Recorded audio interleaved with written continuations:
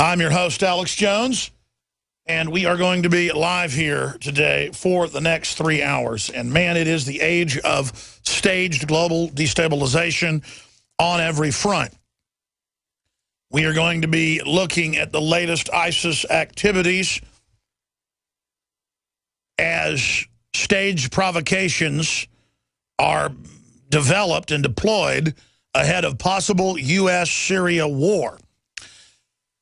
Only in the bizarro world of the New World Order, with an ignorant global population about how the world really works, could you have a situation where rebels funded and armed by the West, from Israel to Turkey to Jordan to the United States to France to England, NATO, all involved for 4 years arming Wahhabist, jihadi Islamic State, Al-Qaeda in Iraq, scum of the earth, to attack Assad, to attack Gaddafi, to attack the Egyptian government, our supposed ally that got double-crossed. They're now attacking Jordan, who helped train them. They're now even threatening Saudi Arabia that's funding them. It's just a bunch of wild, murdering demons who have just been turned loose. So they're attacking anything and everything, including each other. It's like a satanic ideology is the only way to describe it. And they are now running around like a pack of starving piranhas with all these heat-seeking missiles.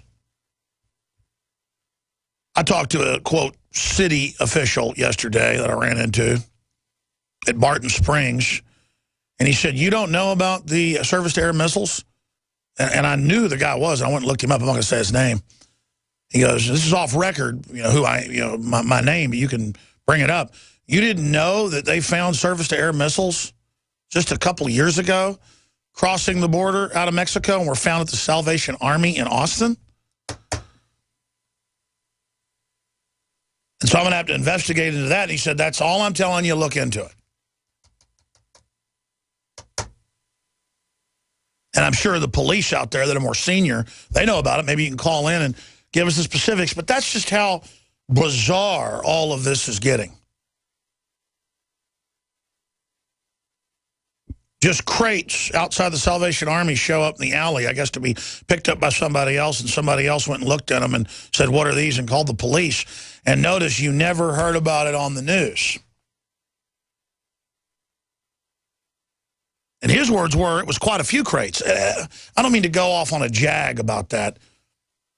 It's just that's how bizarre the world is. But I've been so busy this summer, I hadn't even been to Barton Springs but one other time. So I went over there yesterday afternoon after getting a bunch of errands and company work done. And this fella comes over. I knew I recognized him, and he introduced himself.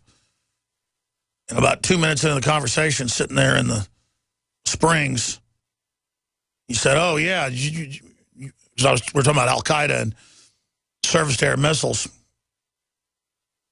And he said, you heard about the Salvation Army and the missiles, right? And I said, excuse me? No, I never heard about that. Imagine what else is going on. Imagine, I mean, we confirmed missing nukes out of Daesh earlier this year. And remember, right after we reported it, all hell broke loose the next 3 days with threats of nukes going off right where we said they went. And Lindsey Graham going on CBS News and saying brace for nukes to go off. I mean, it's just a bunch of weird stuff going on. We have a very important transmission lined up for you today. I want to thank you all for joining us. Again, I am your host, Alex Jones.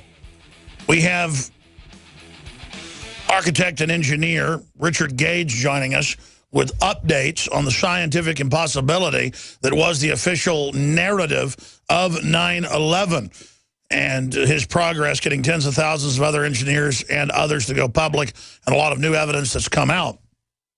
And we'll tie that into ISIS and Al-Qaeda and Saudi Arabia, all basically being protected by criminals inside of Western systems.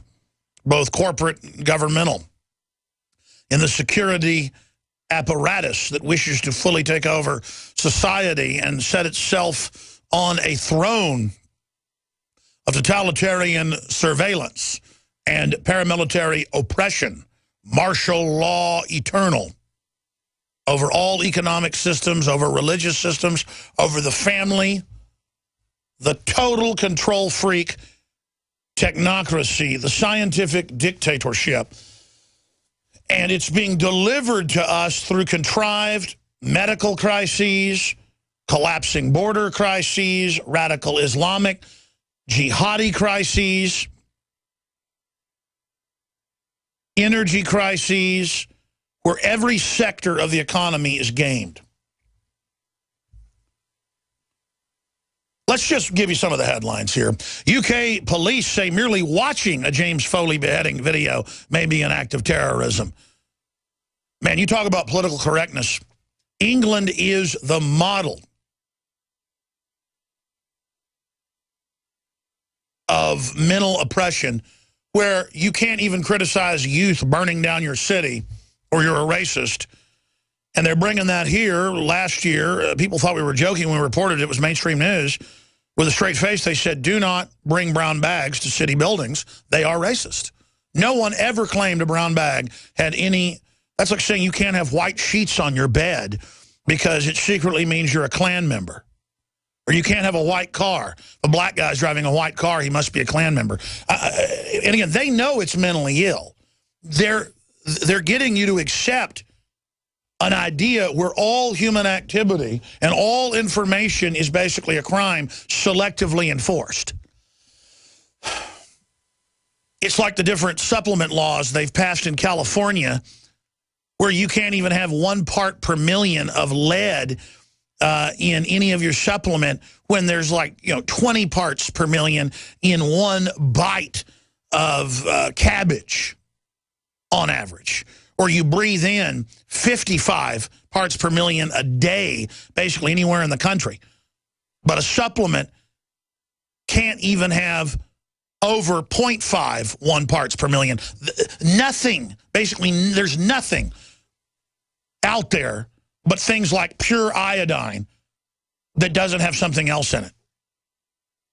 So they can then selectively shut down all the supplements. Just like they passed gun regulations in California that are impossible to follow. So all the manufacturers leave because microstamping's a fraud and doesn't work.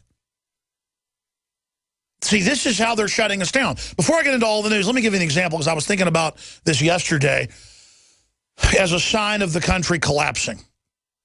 Just 3 or 4 years ago, a good steak was $20. Then you go to the same restaurant, a year later, it's $35. Then it's $45. Now, that same steak is $60. This is Weimar Republic stuff. I was looking at a menu last night at a steakhouse when I was with some friends, and I literally couldn't even order a steak and eat it. I was so freaked out that all the steaks were like $60 or more. And it wasn't that I didn't have the money to buy the steak. It was that I was freaked out. The sign. They say Joe Kennedy sold out of all his stock a week before the crash of '29 because he was out front his brokerage firm, and a shoeshine boy ran up to him telling him what stock to buy.